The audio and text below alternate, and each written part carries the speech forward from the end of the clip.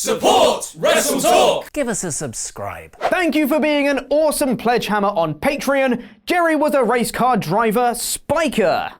Hello and welcome to the WrestleTalk Stacked News. I am Chopper Pete Quinnell, and today's video is sponsored by Wrestling Arcade's Kickstarter project, Pro Wrestling's Greatest Moments, a Pixelated Guide. Wrestling Arcade is a fantastic Twitter account which recreates classic wrestling moments in glorious 16-bit graphics from the golden age of video games, where progress wasn't locked behind a paywall and guns in Contra didn't have cooldowns. How can you have cooldowns in a Contra game? You may even recognize their work from the intro of Being the Elite from AEW co-founders The Young Bucks. And now Wrestling Arcade have launched a Kickstarter for a coffee table book version of their work, which will cover classic moments from WWE, WCW, Impact Wrestling, Ring of Honor, New Japan, NXT, AEW, and more. The book will contain nearly 400 pages of moments, hand-created in pixelated goodness. The book has already been supported from Sasha Banks, Zack Ryder, Joey Janela, and Kenny Omega, so why not show your support too? You can find more information on the book by clicking the link in the video description below, and you can get involved from as little as $6. Support WrestleTalk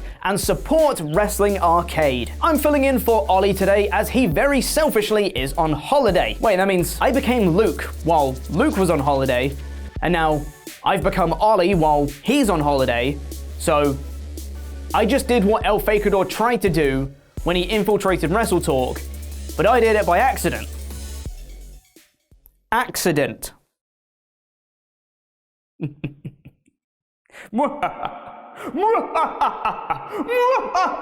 Anyway, we got a stacked show for you today, including the latest backstage reworkings of WWE television, the real reason why Kevin Owens turned babyface on SmackDown, and WWE potentially leaving the PG era behind to appeal the teenage demographic. Press the timestamps in the video description below to be taken to any of those stories right now. Before we get into the news, have yourself a super click party. Super click! Oh God, Jesus. My knees are terrible. I'm too old for this. I'm way too old for this. Let me get back on my box.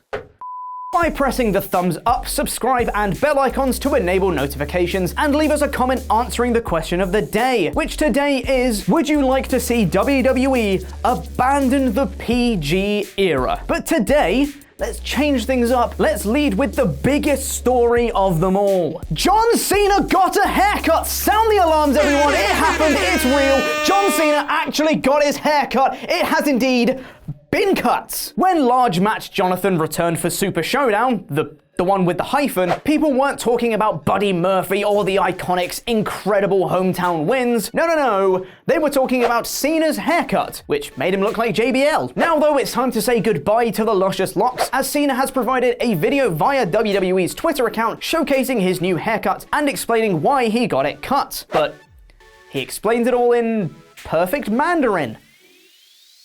Okay, his new look is for a role in an upcoming movie, but the shorter locks make him look immeasurably younger, so we can expect to see him back for a feud with Shane McMahon before long, because that's apparently what the legends do now. Speaking of legends, and at Super Showdown, the one without the hyphen this time, it's a very important distinction to make, the Omni Shane's latest rival, The Undertaker, faced off against Goldberg in a match that was scarier than Jon Moxley versus Joey Janela, but not in the right way. The match left a sour taste in many fans' mouths, as this wasn't the match many had expected from two legends of the industry, with both men botching their signature offense and working unsafely. But it seems it wasn't just the fans who were left with a poor taste in their mouth though, as Goldberg has now updated us on Twitter of his plans in WWE. The only thing I need to accomplish is to erase the feeling I have from my last performance. Really, really angry emoji! Or maybe that's just the emoji of him bleeding a lot after headbutting a door. I can't tell which one.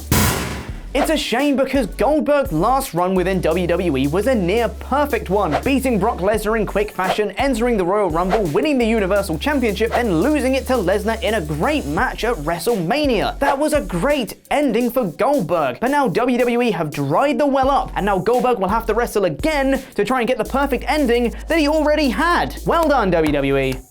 Well done. While WWE might have some more Legends matches on its hands, AEW have just announced a new 6-man tag match for Fight for the Fallen, and It's a confusing one. The frankly terrifying team of Darby Allin, Jimmy Havoc, and Joey Janela will take on the team of MJF, Sammy Guevara, and Shawn Spears, which is unusual as MJF and Shawn Spears had a kayfabe confrontation regarding Spears' chair shot to Cody. Now the pair will have to put their differences aside to make sure they don't, actually die from their opponents, which honestly is a possibility. It's not quite on the same level as an unprotected chair shot to the head, but WWE have also been trying to be a little more hardcore and edgy in recent times, with Braun Strowman and Bobby Lashley crashing through the stage, Corey Graves dropping a holy S-bomb, and Kofi Kingston flipping off Samoa Joe on SmackDown. But has this led to any results in terms of actual viewership? Yes. Sort of. This past week's episode of Raw was Paul Heyman's first foray into running the show, and while he didn't run the show entirely, he reportedly worked alongside Vince McMahon to helm it, and as a result, Raw's viewership increased by 10%, pulling 2.496 million viewers. Things weren't quite so peachy for SmackDown though, which had its viewership drop ever so slightly to 1.89 million viewers. Interestingly though, while Heyman was on Raw, it seems as though his counterpart wasn't at SmackDown. According to John Pollock of Post Wrestling, Eric Bischoff was not present for this week's episode of SmackDown, despite emails being sent out claiming that he would be. The supposed reason for this misfire from WWE is a miscommunication between various departments that sent out an alert when they shouldn't have, and it definitely didn't have anything to do with promoting something that wasn't going to happen. I'm sure they would never do that. While some fans might have been concerned that the first SmackDown after the announcement of Bischoff and Heyman taking executive director roles was still down in viewership, it might be a slight relief knowing that Bischoff was not responsible for the show, and that his influence is still to come down the line. Which means that Kingston's middle finger to Samoa Joe, Bobby Lashley cutting a promo about putting Braun Strowman in a morgue, and Kevin Owens' sudden face turn were nothing to do with Bischoff and were all under Vince's watch. Well, now the real reason behind Kevin Owens' face turn has possibly been revealed. Dave Meltzer on the Wrestling Observer Radio commented on Owens' stunner to Dolph Ziggler and babyface promo earlier in the night, saying, "It's very clear that this is a babyface turn for Owens, who just turned heel a couple of months ago. I hate turns back and forth, but originally he was supposed to be a babyface. The heel turn was just a last-ditch effort because Daniel Bryan got hurt, and now he's getting back to where they wanted him originally. This will no doubt be a relief to some fans, mainly me, who want to try and see Owens thrive as a babyface. He was doing some great work as Big O in the New Day before the rushed heel turn again to face off against Kofi. Now this is just a hard reset to get him back in position as one of the top babyfaces on SmackDown, which personally, I'm here for. I think babyface Owens could be great."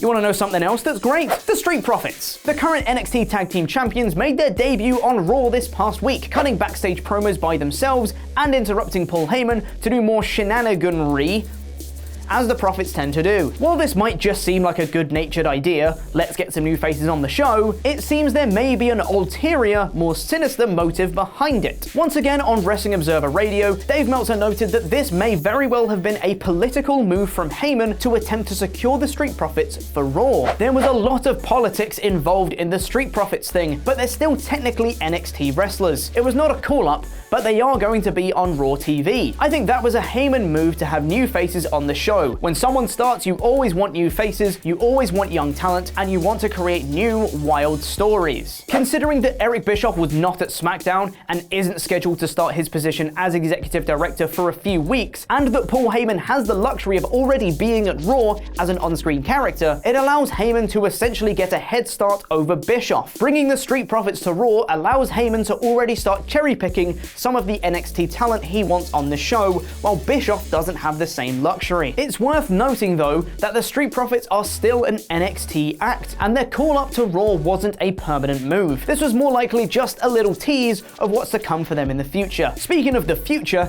and my goodness, it's all go in the WWE as of late, isn't it? The company has officially entered the "oh my god, please fix our shows" phase, and it's very, very entertaining to watch. Now though, a new report suggests that this may be the beginnings of WWE leaving the PG era behind. As previously mentioned, WWE has been noticeably more edgy in this week of programming, with Corey Graves saying "holy sh*" Braun Strowman and Bobby Lashley crashing through the stage, and Kofi Kingston flipping off Samoa Joe, just to name a few. On the post-SmackDown episode of the Wrestling Observer Radio, Meltzer stated that WWE will be focusing on more salacious material and utilizing younger wrestlers to try and capitalize on a teenage audience moving forward. Meltzer then followed up on this by responding to a fan on Twitter who asked whether this all means WWE are pushing to distance themselves from a PG product with a simple yes. This was then further expanded upon, saying that with the rise of AEW, WWE felt like they had no choice but to make the product edgier as to not lose the teenage demographic to All Elite, which sounds shockingly similar to what happened during the Monday Night Wars between WWE and WCW. Whether or not the occasional S-bomb and a middle finger will be enough to entice some teenagers to stick around or not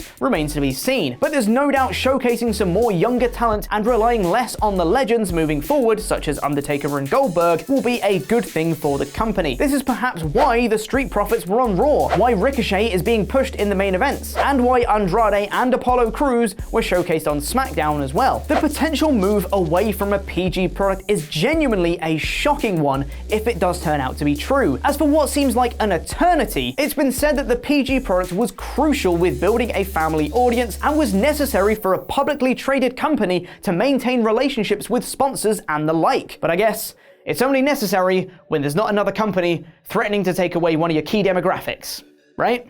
I can't believe I'm saying this, but I am legitimately excited to see where this goes. I'm excited about WWE shows.